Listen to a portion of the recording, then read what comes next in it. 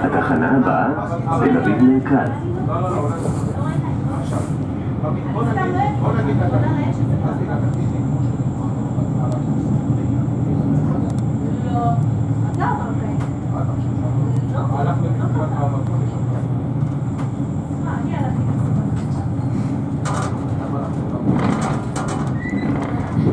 הרכבת תיכנס מיד לתחנת תל אביב מרכז.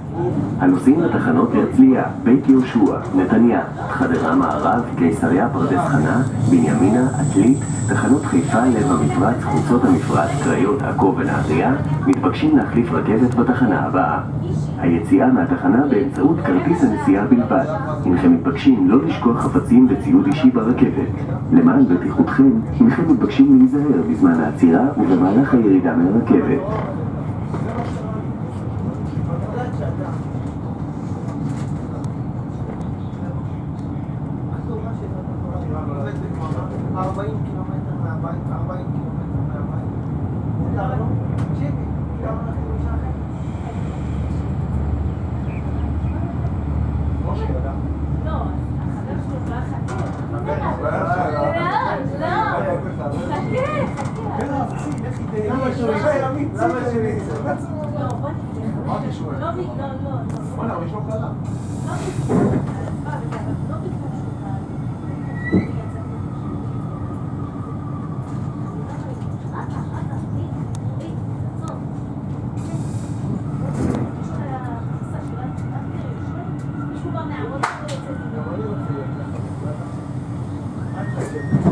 Bye.